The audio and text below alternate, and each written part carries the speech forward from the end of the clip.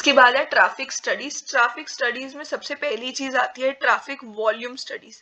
Traffic volume studies जो है उसमें सबसे पहली चीज हमें जाननी है ट्रैफिक वॉल्यूम होती क्या है। ट्रैफिक वॉल्यूम होती है number of vehicles crossing a particular section of road per unit time. अगर रोड की हमने कोई पर्टिकुलर सेक्शन ले लिया कि इस सेक्शन से कितने number of vehicles per unit time, unit कोई भी हो सकती है टाइम की, डेज में हो सकता है या फिर आवर्स में हो सकता है, कि एक घंटे में कितनी व्हीकल्स इस सेक्शन से पास कर रही हैं। सपोज एक घंटे में 10 पास करती हैं, 10 व्हीकल्स जो है पर आवर के हिसाब से 10 व्हीकल्स पास करती है, तो वो हो जाएगी ट्रैफिक वॉल्यूम।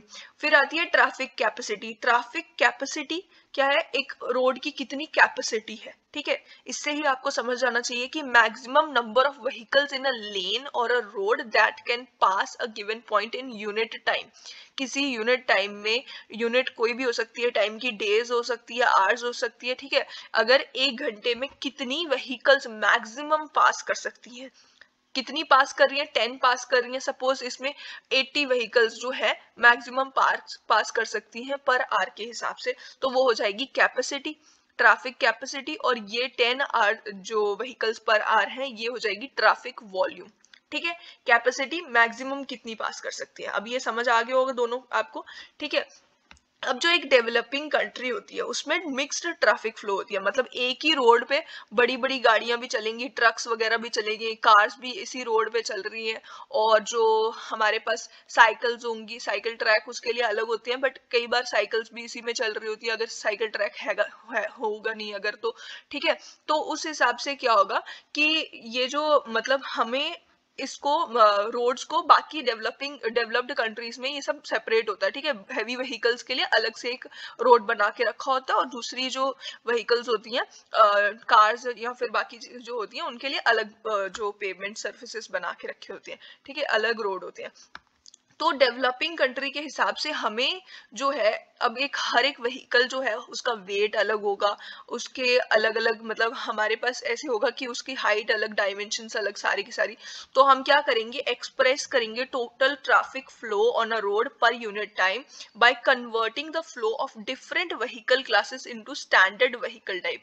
एक स्टैंडर्ड व्हीकल जिसको हम पीसीयू, पैसेंजर कार यूनिट बोलेंगे, ठीक है, उसमें हम इसको जो सारे व्हीकल्स है उसको कन्वर्ट कर देंगे। सपोज अगर एक कार है तो उसका पीसीयू 1 हो जाएगा, और ये जो अगर कोई हैवी व्हीकल है उसका पीसीयू अगर 4 हो जाएगा, मतलब एक 4 कार्स के बराबर ये वाली व्हीकल है, ठीक है। इस हिसाब से हम कन्वर्ट करेंगे, इसके बारे में हम और आगे जानेंगे, बट अभी के लिए आपको इतना समझना है कि हम इस हिसाब से हम इसको लेके चलेंगे कि ये जो है 4 व्हीकल्स पास कर गई।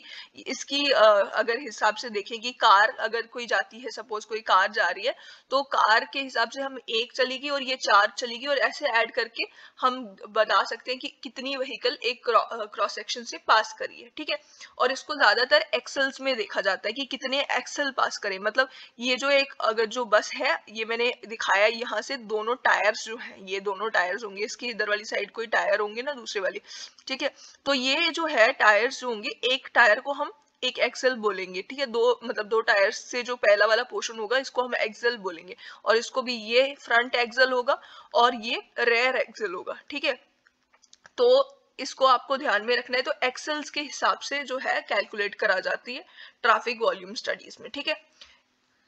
कुछ कैपेसिटीज की टाइप है, ठीक है। बेसिक कैपेसिटी जो है, बेसिक कैपेसिटी क्या होगा, the maximum number of vehicles that can pass a given point on a lane or roadways during 1 hour under the most and nearly ideal roadways and traffic condition, ठीक है।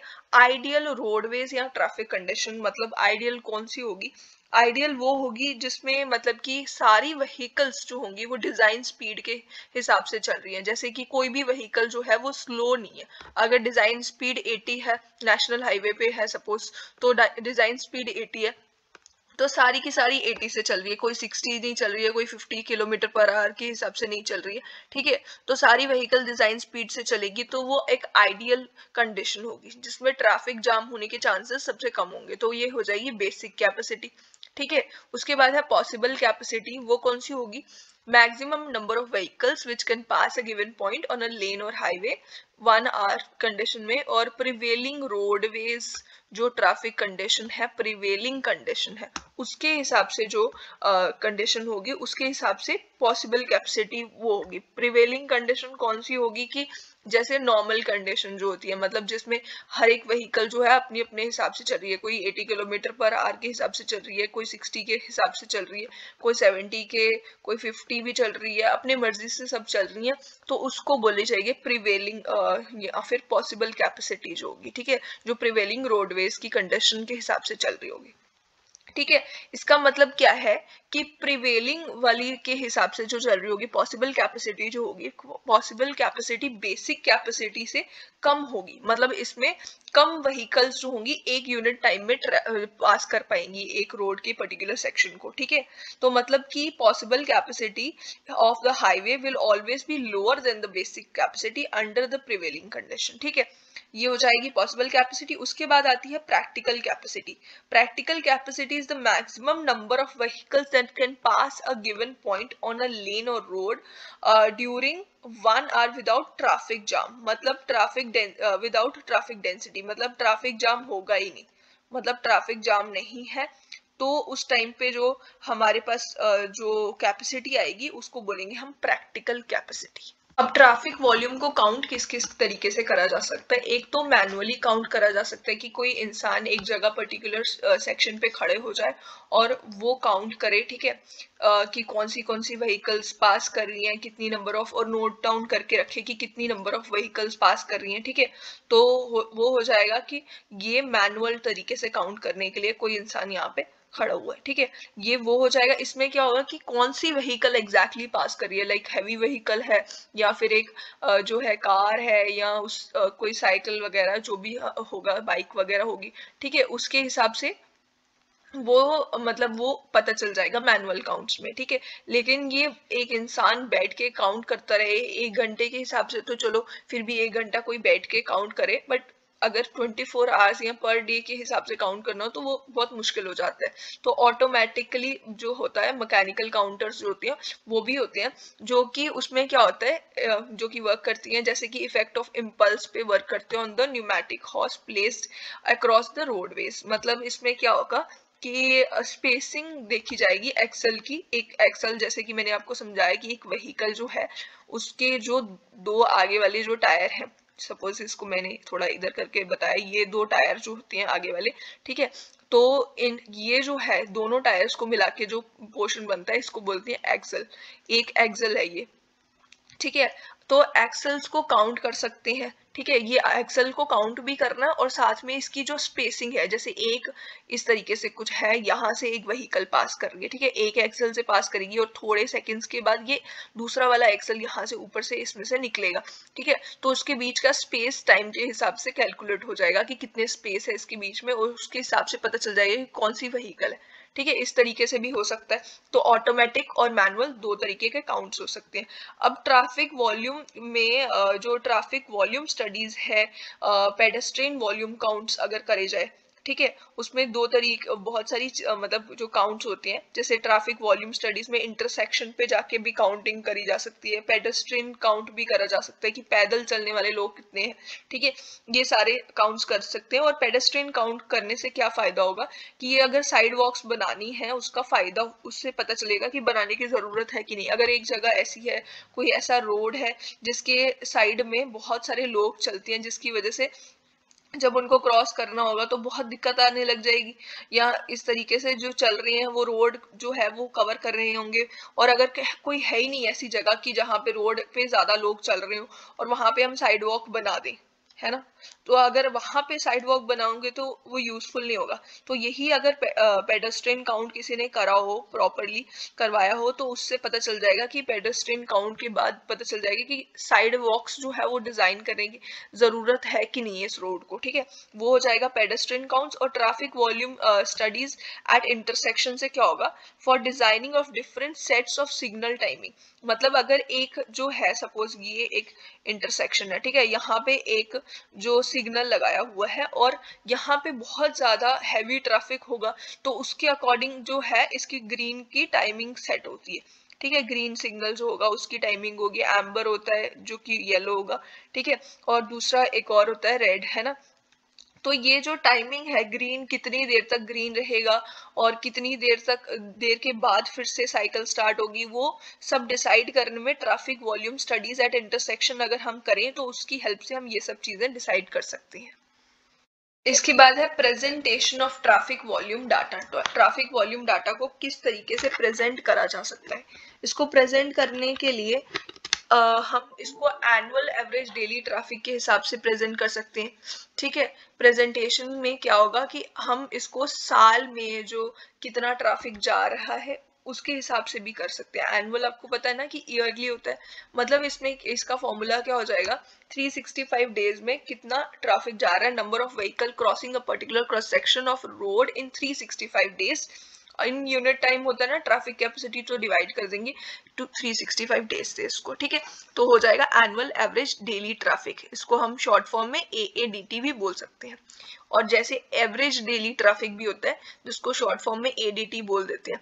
ठीक है, अब इसमें क्या होता है, बहुत कम डेज में कैलकुलेट करा जाता है। मतलब जैसे ये पूरा 365 डेज कैलकुलेट करा ना, काउंट करा ना, वैसे ही यहाँ पे कुछ डेज मतलब 3-4 डेज काउंट कर सकते हैं। ठीक है, या फिर 7 डेज काउंट कर लिया, या उस हिसाब से कुछ दिन काउंट करा जाएगा।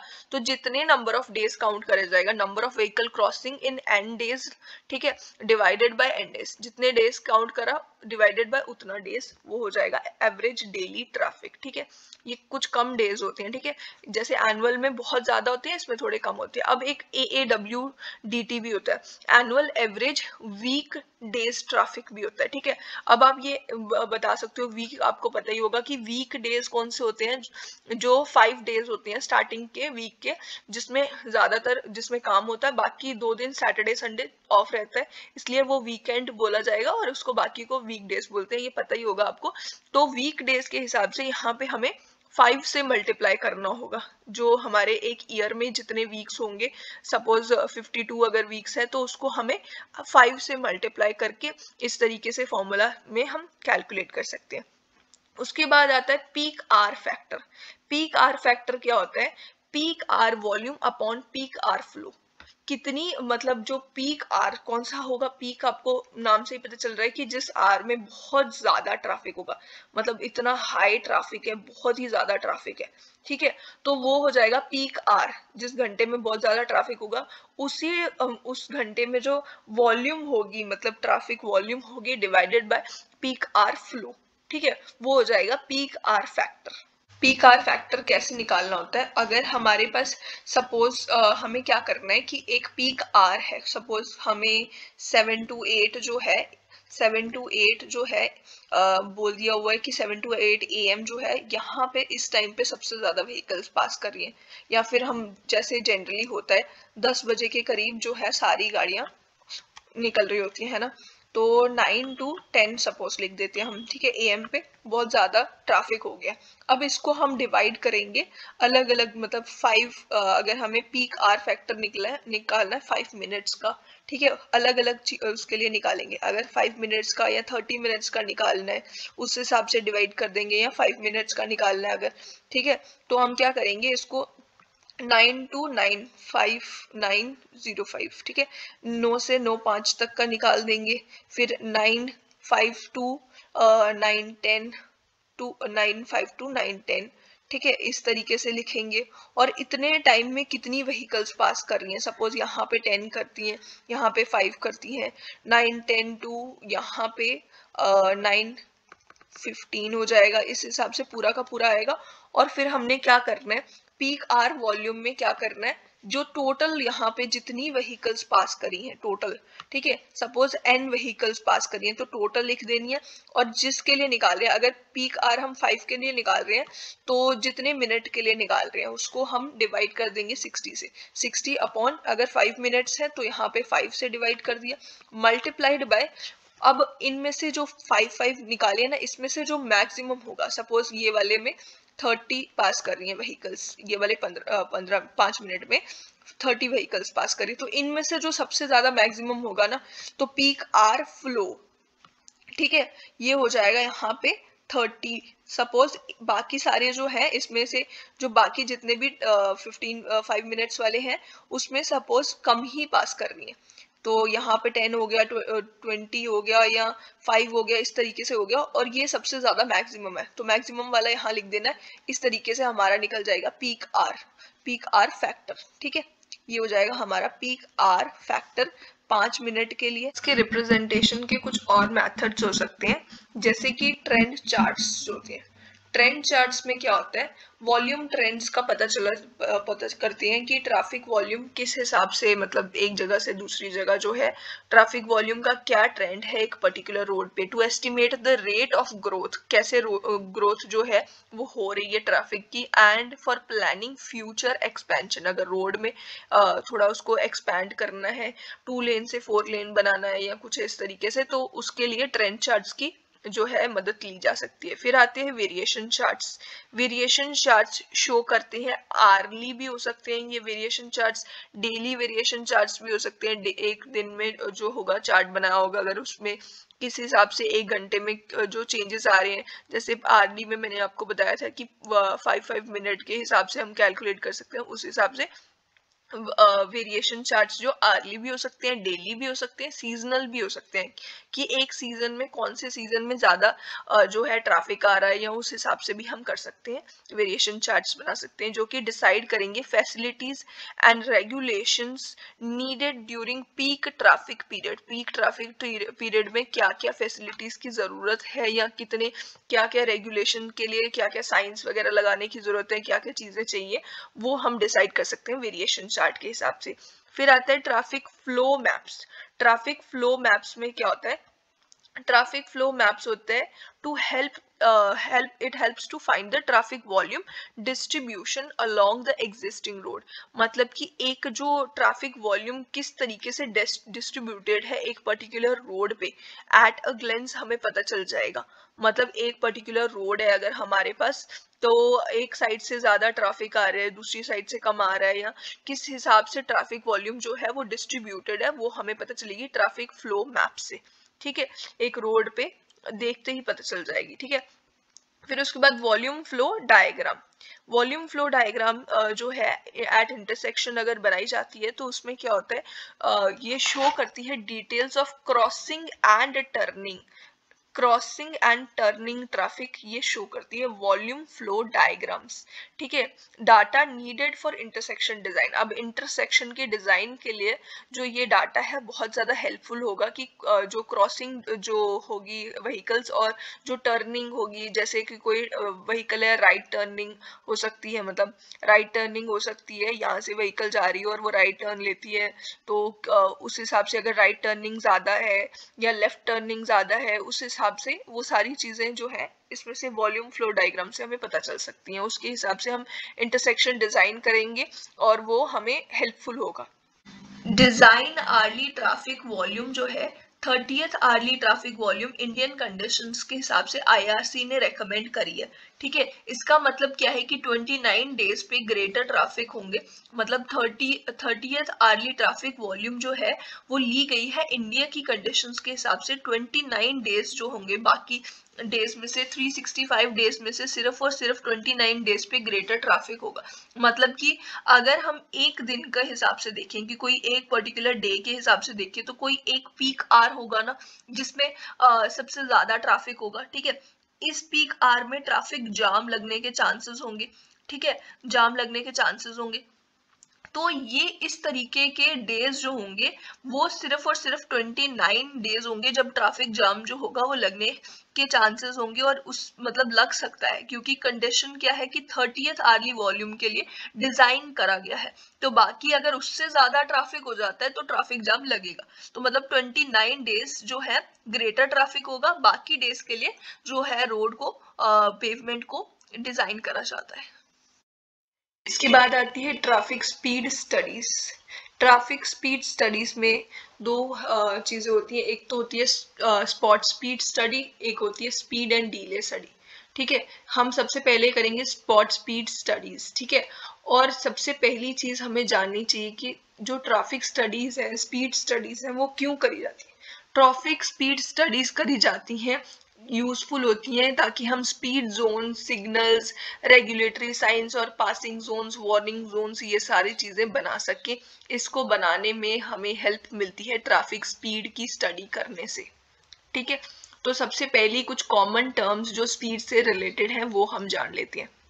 स्पॉट स्पीड, जो स्पॉट स्पीड है वो नाम से ही पता चल रहा है कि एक इंस्टेंटेनियस स्पीड, जो एक स्पेसिफाइड क्रॉस सेक्शन पे एक इंस्टेंट पे जो स्पीड होगी व्हीकल्स की, मतलब एक कोई क्रॉस सेक्शन है रोड की और उसमें इंस्टेंटेनियस इस टाइम पे अगर यहाँ से एक व्हीकल पास करती है तो इस टाइम पे जो स्पीड है इस व्हीकल की तो वो हो जाएगी इंस्टेंटेनियस स्पीड या फिर स्पॉट स्पीड। ठीक है, फिर आती है एवरेज स्पीड। एवरेज स्पीड होती है average of spot speed for all the vehicles passing, मतलब जो एक व्हीकल है, ठीक है, इसकी हमने निकाल ली स्पॉट स्पीड, सपोज v1 इसकी है, दूसरी वाली व्हीकल आती है और उसकी इस टाइम पे स्पीड v2 है।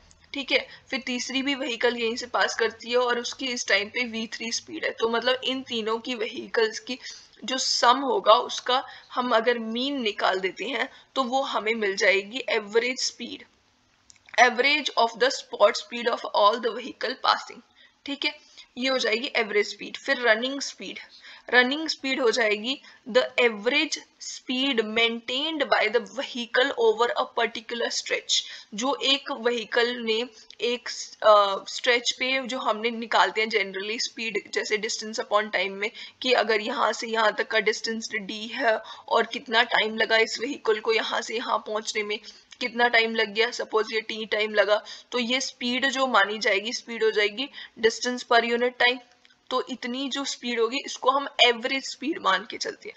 होगा तो असली में ये कि ये व्हीकल अगर इस पॉइंट पे चल रही है, यहाँ पे पहुंच के क्या पता 80 हो, यहाँ पे 70 हो, यहाँ पे 60 हो, या कुछ ऐसे व्हीकल का स्पीड अलग अलग होगी, बीच में इतने डिस्टेंस में सिर्फ एक ही स्पीड नहीं होगी, बट उसका जो एवरेज निकलेगा हम उसको मान के चलेंगे, एवरेज स्पीड हो जाएगी, वही हो जाएगी रनिंग स्पीड। ठीक है, फिर उसके बाद आती है ट्रैवल स्पीड, जिसको हम जर्नल स्पीड या ओवरऑल स्पीड भी बोलते हैं।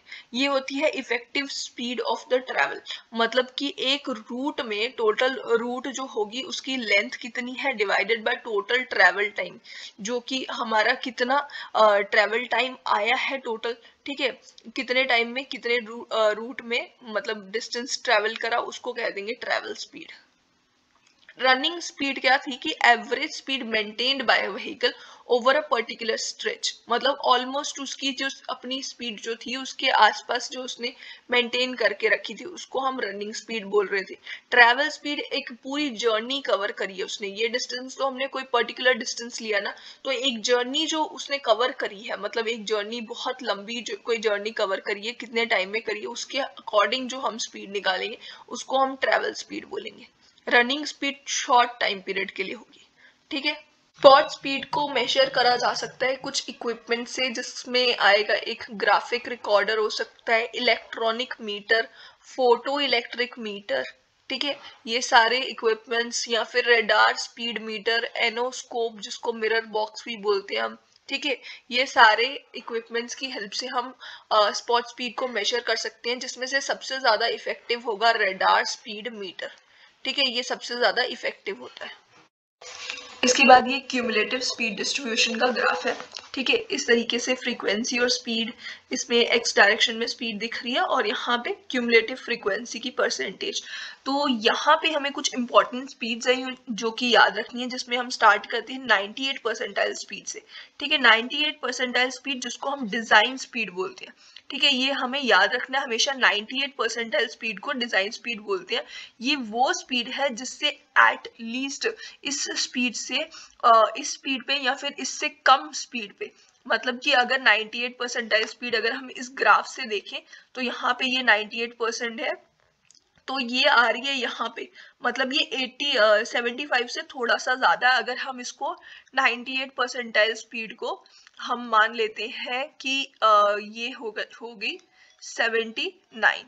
ठीक है, सपोज इसको हमने अभी के लिए 79 किलोमीटर पर आवर मान लिया, तो मतलब कि कुछ जो हमारे पास 98% व्हीकल्स है वो 79 किलोमीटर पर आवर के स्पीड से चल रही है, या फिर जो सिर्फ 2% व्हीकल्स हैं जो इस स्पीड से ज्यादा स्पीड से चल रही है। मतलब इतनी हमें इसके लिए, इतनी स्पीड के लिए अपने जो हमारा रोड है उसको हमें डिजाइन करना है, या फिर पेवमेंट को हमें डिजाइन करना है इस स्पीड के लिए।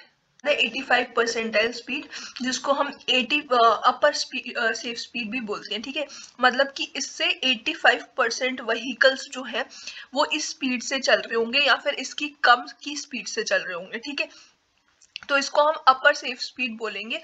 और 85 परसेंटाइल अगर यहाँ पे देखना हो तो ये देखो इस ग्राफ में 50 से 60 के बीच में है, 55 से थोड़ा सा ज्यादा लग रहा है, तो इसको मैं यहाँ पे लिख देती हूँ 85th परसेंटाइल स्पीड जो है यहाँ पे ये 56 किलोमीटर पर आवर, ठीक है। अब आप देख सकते हो ये 98 परसेंटाइल स्पीड जो है वो 85 परसेंटाइल स्पीड से ज्यादा है। और इस जो 85% स्पीड है, मतलब कि ये जो है ये बता रहा है कि 85 जो परसेंट जो लोग है, 85% लोग इतनी स्पीड से चल रहे हैं। मतलब कि 98% इससे ज्यादा स्पीड से या फिर इससे कम वाली स्पीड से चल रहे हैं 98%, ठीक है। 98% स्पीड का मतलब ये होता है, ठीक है, ये आपको ध्यान रखना है। उसके बाद है 50% स्पीड, जिसको हम मीन स्पीड बोलते हैं, और उसका भी सेम यही मीनिंग है कि 50% व्हीकल या तो इस स्पीड से चल रहे होंगे या फिर इससे कम स्पीड से चल रहे हैं, उसको बोलेंगे 50 percentile speed, 50th percentile speed.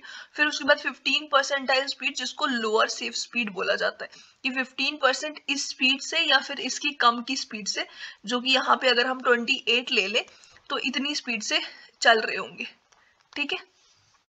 अब ये जो स्पॉट स्पीड होती है इसके मेजरमेंट्स के दो तरीके होते हैं। स्पॉट स्पीड जो होगी इसको मेजर करना, एक हो सकती है स्पेस मीन स्पीड, एक हो जाएगी टाइम मीन स्पीड, ठीक है। स्पेस मीन स्पीड में हम लिखेंगे total distance covered by vehicle upon total time taken. Vehicles जो है, बहुत सारी अगर व्हीकल्स है, उन्होंने जो डिस्टेंस कवर करा, टोटल डिस्टेंस वो कवर करा, सपोज ये एक रोड है, ठीक है।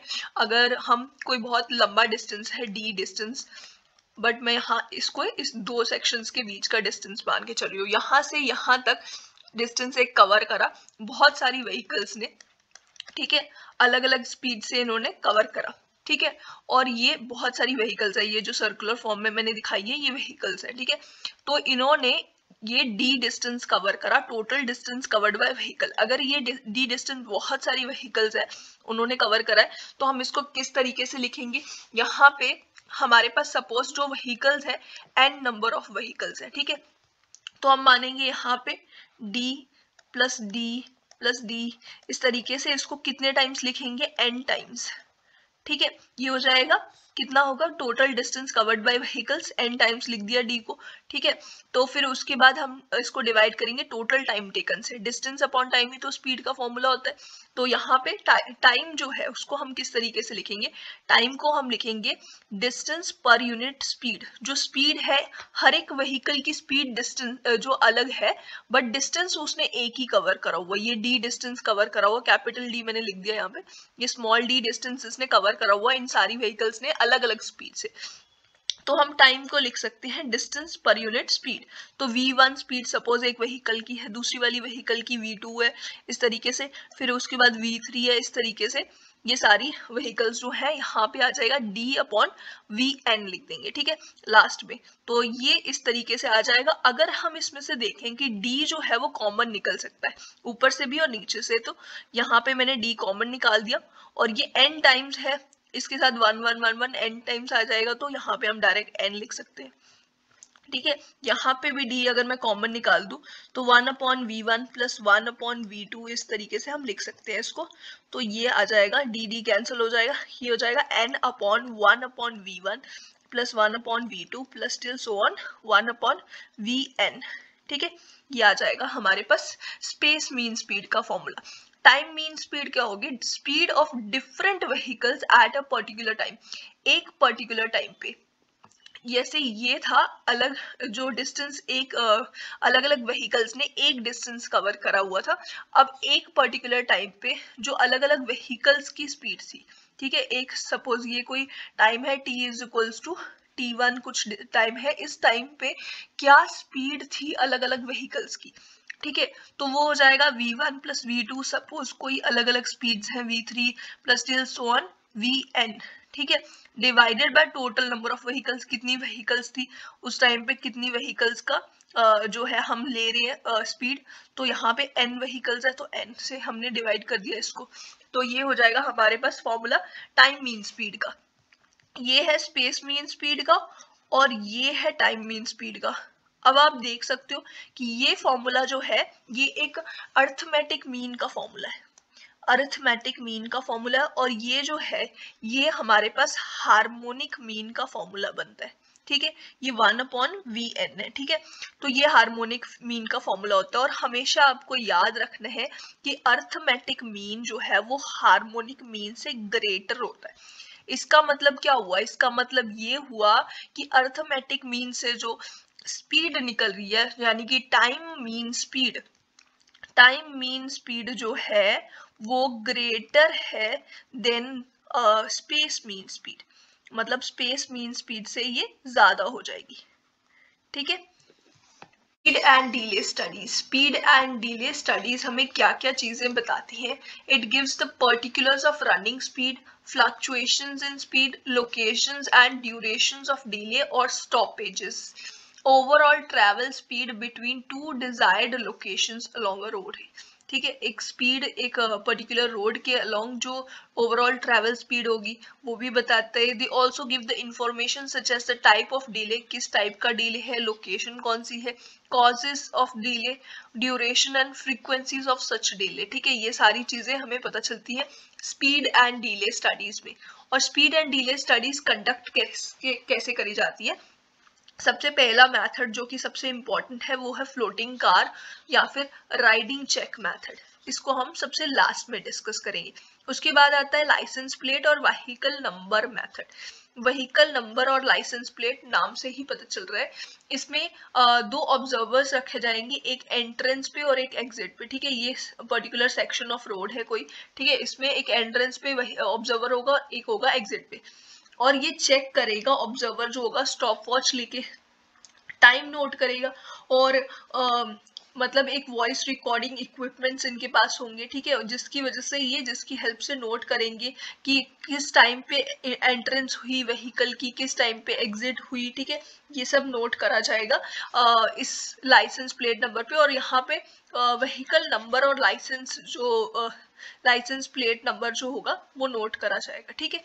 और उसके बाद आती है इंटरव्यू टेक्निक। इंटरव्यू टेक्निक में हर एक जो व्हीकल का जो ड्राइवर है या व्हीकल जो चला रहे हैं, ठीक है, वो उनसे इंटरव्यू करी जाएगी, उनसे पूछा जाएगा और डिटेल्स कलेक्ट करी जाएगी ऑन द स्पॉट, ठीक है। ऑन द स्पॉट सारी डिटेल्स कलेक्ट करी जाएगी और डिले से रिलेटेड इंफॉर्मेशन और जो रूट है, टाइम वगैरह, ये स्पीड, जो जो चीजें हमने ऊपर पढ़ी हैं वो सारी उनसे पूछी जाएंगी डायरेक्टली इंटरव्यू टेक्निक में।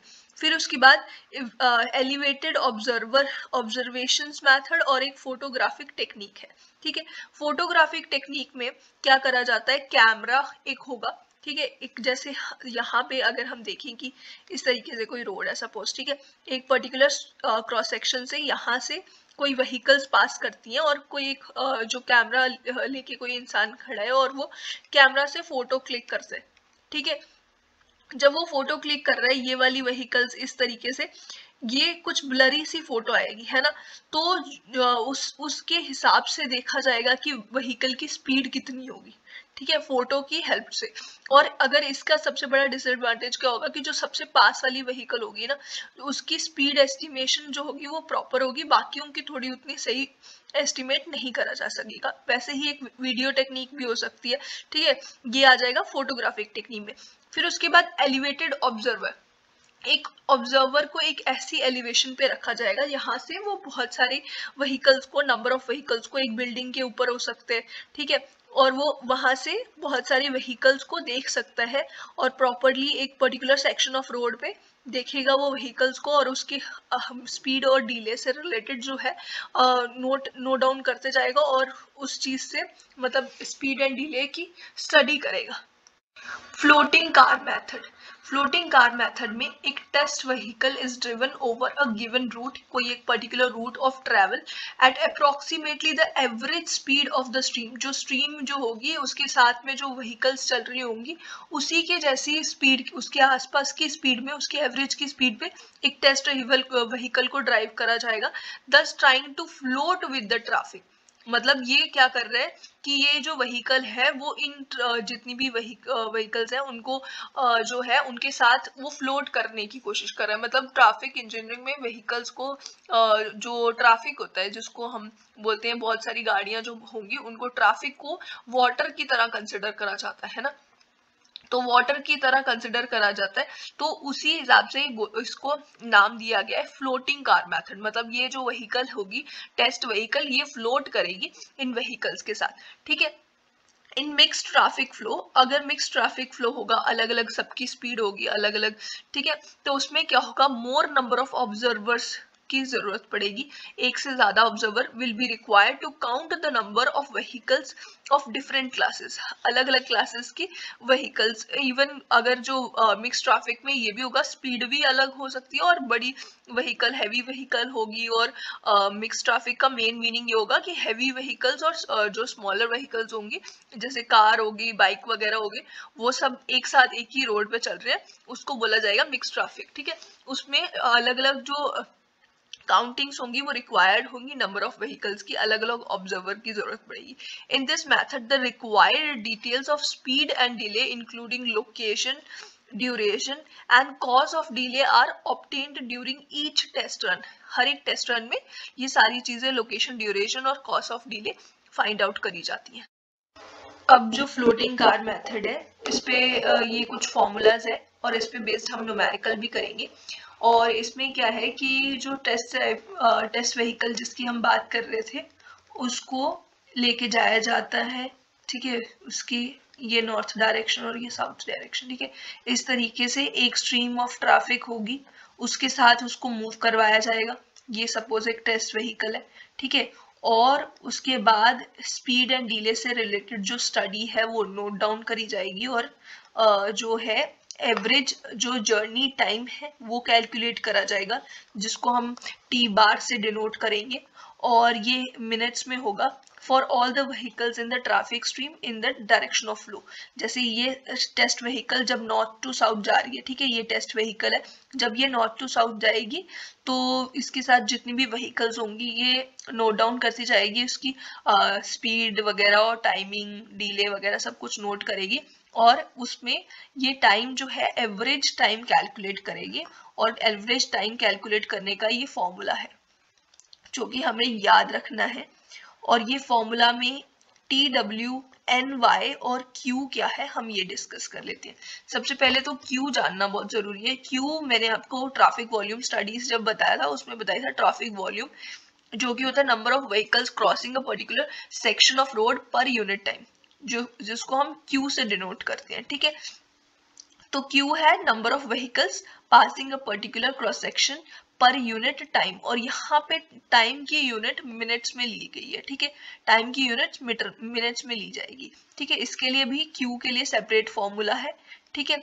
और यहाँ पे एन वाई क्या है, सबसे पहले तो average number of vehicles overtaking minus overtaken, जो ओवरटेक कर रही है व्हीकल्स, टेस्ट व्हीकल जो है, ठीक है, इसको ओवरटेक कर रही है, और मतलब इसके आसपास जो व्हीकल, जैसे ये वाली व्हीकल मूव करेगी और इसको ओवरटेक करेगी, सपोज ये ओवरटेक कर रही है और इसको ओवरटेक कर रही है, ठीक है, इस वाली व्हीकल को, तो ओवरटेकन व्हीकल ये वाली होगी, ओवरटेकिंग वाली ये वाली होगी, ठीक है।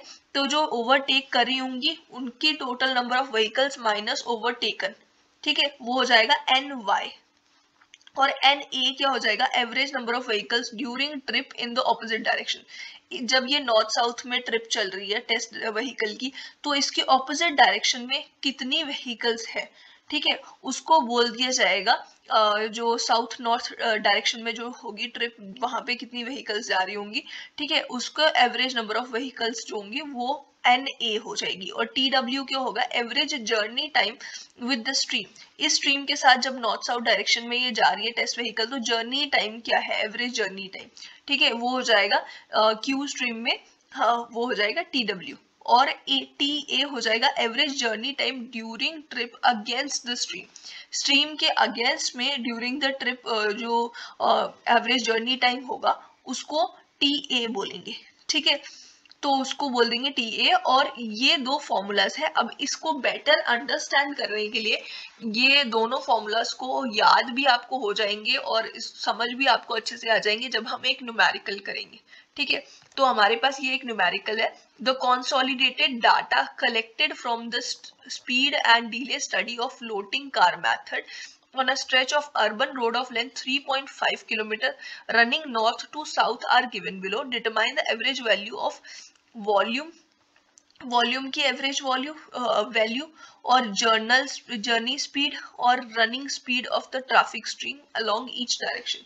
सबसे पहले वॉल्यूम वर्ड सुनते ही आपको क्यू आना चाहिए दिमाग में, मतलब number of vehicles travelling per unit time, ठीक है। ये हो जाएगा हमारे पास क्यू। मतलब हमें पता है क्यू का फॉर्मूला क्या होता है, N A plus N Y upon T A plus T W, ठीक है। ये फॉर्मूला हमें पता है तो हम सबसे पहले यही निकालने की कोशिश करेंगे। उसके बाद हम टी बार निकाल देंगे, ये हमारे पास आ जाएगी वॉल्यूम का। डायरेक्टली इस फॉर्मूला से हमें पता चलेगी वॉल्यूम क्या है।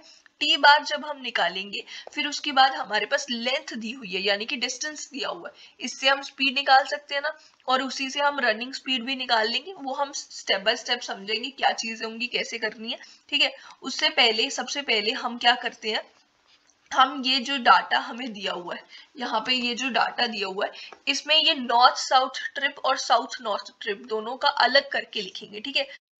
अब ये मैंने नॉर्थ टू साउथ और साउथ टू नॉर्थ सेपरेट करके लिख दिया हुआ सारा डाटा, ठीक है। ये जो डाटा हमें क्वेश्चन में गिवन था, नॉर्थ टू साउथ जो जर्नी टाइम मिनट्स में था 6 और फिर उसके बाद फर्स्ट ट्रिप के टाइम पे सेकेंड्स में था 32, ठीक है। ये इस तरीके से लिखा हुआ था 1 2 3 करके ये लिखा हुआ था, तो मैंने नॉर्थ साउथ वाले सारे के सारे सेपरेट कर दिए, ठीक है। फिर उसके बाद इसका सम करके इसका मीन ले लिया, ठीक है। जर्नी टाइम का मिनट्स और सेकंड्स में मीन आ गया 6 मिनट्स और 30 सेकंड्स, ठीक है। टोटल स्टॉपेज जो है स्टॉप्ड डिले जो है वो आ गया 6 मिनट्स और 0 सेकंड्स। इस तरीके से 3.5 जो है ओवरटेकिंग और ओवरटेकन व्हीकल्स 5 आ जाएगी मीन करने पे, और number of vehicles from opposite direction जो है 172 आ जाएगी, ठीक है। इसी तरीके से साउथ और नॉर्थ का भी हमें निकाल लेना है, अलग से लिख देनी है सारी वैल्यूज और उसके बाद उसका मीन निकाल लेना है सिंपली। ये 7 मिनट्स और 36 सेकेंड्स है, ये 7 मिनट्स 36 सेकेंड्स है, ठीक है। अब हम क्या करेंगे, हम सबसे पहले हमें वॉल्यूम पूछी हुई है, हम डायरेक्टली वॉल्यूम जो है हमें फॉर्मूला पता है N A plus N Y upon T W plus T A, ठीक है। ये हमारे पास फॉर्मूला है, ये हम डायरेक्टली लिख देंगे और इसको हम इसमें वैल्यू सब्स्टिट्यूट करना स्टार्ट कर देंगे। एन ए और एन वाई, एन ए हमारे पास क्या होता है, average number of vehicles during trip in opposite direction, मतलब ए जो है ऑपोजिट डायरेक्शन का। अगर हम नॉर्थ साउथ की बात चल रही है तो साउथ नॉर्थ में ऑपोजिट डायरेक्शन में नंबर ऑफ व्हीकल्स कितनी होंगी, ठीक है। अब ये नॉर्थ साउथ की बात चल रही है तो साउथ नॉर्थ में ऑपोजिट डायरेक्शन में कितनी है 179, तो यहाँ पे 179 हमारा एन ए की वैल्यू आ जाएगी, ठीक है। एन वाई क्या होता है, ऑपोजिट और ओ ओ, इसको आप यहाँ पे ओ ओ लिख के रखना एन वाई के पास में, तो आप याद रखोगे ये है मतलब ऑपोजिट डायरेक्शन में जो व्हीकल्स, मतलब overtaking vehicles minus overtaken vehicles, ठीक है। जो ओवरटेक कर रही हैं और माइनस ओवरटेकन, तो यहाँ पे 3.5 है ओवरटेकिंग माइनस ओवरटेकन 5 है, तो मतलब इसकी वैल्यू नेगेटिव आएगी, ठीक है। फिर उसके बाद हमारे पास है टी डब्ल्यू। टी डब्ल्यू क्या है, एवरेज जर्नी टाइम, जो स्पीड स्ट्रीम जो होगी उसके साथ का average journey time. Journey time जो है इसका हमने मीन निकाल लिया हुआ, ये जो होगा 6 मिनट्स और 30 सेकेंड्स है, तो 6.5 हम लिख देंगे इसको, ठीक है। फिर उसके बाद आ गया टी ए जो कि average journey time during trip against the stream है, ठीक है, अगेंस्ट द स्ट्रीम, ट्रिप के टाइम पे अगेंस्ट द स्ट्रीम मतलब नॉर्थ साउथ के टाइम पे जो साउथ नॉर्थ का जो जर्नी टाइम है उसको हम बोलेंगे जो हमारा जो टी ए है वो हो जाएगा। ठीक है, इसकी वैल्यू है 7 मिनट्स 36 सेकेंड्स और इसको जब हम कैलकुलेट करेंगे तो ये 7.6 मिनट्स बनेगा। ठीक है, यहाँ पे हम लिख देंगे 7.6 मिनट्स।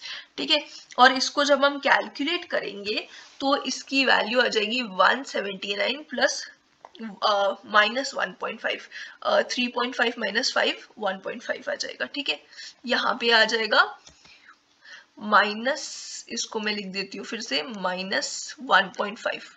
ठीक है, माइनस 1.5 अपॉन 7.6 प्लस 6.5 या फिर 6.5 प्लस 7.6, इसकी वैल्यू आ जाएगी 12.59 minutes vehicles per hour, vehicles पर मिनट, सॉरी ये मिनट्स में हमने करा है ना, और ये आ जाएगी हमारे पास Q की वैल्यू जो कि होती है ट्रैफिक वॉल्यूम। ठीक है, हमेशा ये याद रखना है Q जो है उसको ट्रैफिक वॉल्यूम को Q से डिनोट करा जाएगा और इसका ये फॉर्मूला हो गया। ठीक है, और उसके बाद हम निकालते हैं T बार। अब T बार का फॉर्मूला हमारे पास क्या था, ये था TW minus NY upon Q। अब ये वैल्यूज हमारे पास पहले से है, TW की वैल्यू कितनी है 6.5 माइनस NY की वैल्यू हमारे पास कितनी है, NY हमने निकाल दिया था 3.5 माइनस 5 और ये आया था माइनस का हमारे पास माइनस का 1.5। ठीक है, ये हमारे पास आया था और इससे हम डिवाइड करेंगे Q की वैल्यू जो कि 12.56 आई है, तो इसमें से हमारा आंसर आ जाएगा, ये माइनस माइनस प्लस हो जाएगा तो ये आ जाएगा 6.62। इससे जो है थोड़ा सा ज्यादा, मतलब 6.5 प्लस, क्योंकि नीचे बहुत छोटी वैल्यू है ना, बहुत बड़ी वैल्यू है तो ये बहुत छोटी सी वैल्यू हो जाएगी, 6.62 मिनट्स में आ जाएगा ये, है ना, ये टाइम है। तो हमें मिल गया एवरेज जर्नी टाइम। जब हमें एवरेज जर्नी टाइम मिल गया तो हमें आगे क्या निकालना है, अब जर्नी स्पीड हम निकाल सकते हैं। टाइम मिल गया है, हमें डिस्टेंस पता है तो स्पीड निकाली जा सकती है। तो एवरेज जर्नी स्पीड जो होगी वो हमारी आ जाएगी, हम यहाँ पे लिख सकते हैं एवरेज जर्नी स्पीड। ठीक है, एवरेज जर्नी स्पीड क्या आ जाएगी, डिस्टेंस पर यूनिट टाइम हो जाएगा। ठीक है, डिस्टेंस कितना दिया हुआ 3.5 किलोमीटर्स पर आवर में ही लिख देंगे हम। ठीक है, तो ये आ जाएगा हमारे पास टाइम दिया हुआ 6.62। ठीक है, ये लेकिन मिनट्स में है तो हम लिख देंगे इसको किलोमीटर्स पर आवर में, तो ये आ जाएगा 3.5 मल्टीप्लाई बाय 60 डिवाइडेड बाय 6.62, इसकी वैल्यू आ जाएगी 31.7 किलोमीटर पर आवर की MPH। अब इसके बाद हमने निकालना है एवरेज रनिंग स्पीड निकालनी है, उसके लिए हमें निकालना पड़ेगा एवरेज रनिंग टाइम। ठीक है, और वो आ जाएगा एवरेज जर्नी टाइम हमारे पास जो है उसमें से हम माइनस करेंगे टोटल स्टॉप्ड, मतलब एवरेज जो होगा हमारा स्टॉप्ड जो हमने टाइम निकाला है वो है। ठीक है, इसका मीन जो निकाला हुआ है वो हो जाएगा एवरेज स्टॉप्ड, ये जो होगा इसका मीन, ये यहाँ पे 6 नहीं होगा, ये होगा 1 पॉइंट और इसका मीन 30 आ जाएगा। ठीक है, 1 पॉइंट मतलब 1 मिनट 30 सेकेंड, यह आ जाएगा 1.5। ठीक है, तो ये आ जाएगा एवरेज जर्नी टाइम हमारे पास है, हमने अभी भी निकाला है टी बार, वो आया था 6.62, इसमें से माइनस करेंगे 1.5 तो हमें मिल जाएगा एवरेज रनिंग टाइम जो कि होगा 5.12 मिनट। ठीक है, ये हमारे पास एवरेज रनिंग टाइम आ गया। अब हम इससे बहुत इजीली एवरेज रनिंग स्पीड निकाल सकते हैं। एवरेज रनिंग स्पीड के लिए हमने सिंपली क्या करना है, जो हमें डिस्टेंस दिया हुआ 3.5 किलोमीटर्स का, उसको हमने डिवाइड कर देना है 5.12 में, तो ये आ जाएगी हमारे पास एवरेज रनिंग स्पीड। पर ये किलोमीटर्स पर मिनट में दी हुई है तो हमें इसको आवर्स में कैलकुलेट करना है, उसके लिए हम 60 से मल्टीप्लाई कर देंगे, 3.5 multiply by 60 upon 5.12 is equals to, ये आ जाएगा 41 किलोमीटर्स पर आवर। ये आगे एवरेज रनिंग स्पीड, ये एवरेज जर्नी स्पीड। ठीक है, और सेम प्रोसीजर पूरा लगा के हम निकाल सकते हैं साउथ नॉर्थ के लिए भी। ये अभी तक जो हमने निकाला है, ये निकाला हमने नॉर्थ साउथ के लिए, ये मैंने यहाँ लिखना था नॉर्थ साउथ के लिए। ठीक है।